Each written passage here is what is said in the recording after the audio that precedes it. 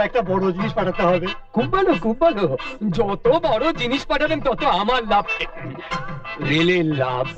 আপনাদের সেবায় সদা সর্বদা ভারতীয় রেল আছে। সেই ভরসাতেই তো নিয়ে এসেছি। আজ আমার নাতির অন্নপ্রাশন, মেয়ের সাথ থেকেই রেল পুরো দায়িত্বটাই নিয়েছে। সেই জন্যই ভাবলাম এই দায়িত্বটা রেলকেই দিই। কি পাঠাচ্ছেন? দেখাচ্ছি। মা, ও মা, এইদিকে এসো। আসুন, আসুন। এইদিকে পাঠাতে হবে। ও, আমি নিজেই পৌঁছে দিয়ে আসতে পারতুম, কিন্তু এখন আমার ভেদিতে বড় বড় চিংড়ি মাছ কিনা। সেটা না পাঠিয়ে এটা পাঠাচ্ছেন কেন? আমার মেয়ে তো আর চিংড়ি মাছ চাইনি, ঠাকুমাকে চেয়েছে। পাঠাবেন না। নতুন সরকার, কে রেলমন্ত্রী হবে তাই নিয়ে টানা হ্যাচড়া চলছে। একবার এর হাতে, একবার ওর হাতে। আপনার মা যে কার হাতে গিয়ে পড়বে বলা মুশকিল। রিস্ক হয়ে যাবে কিন্তু। সেই জন্যই তো রিস্ক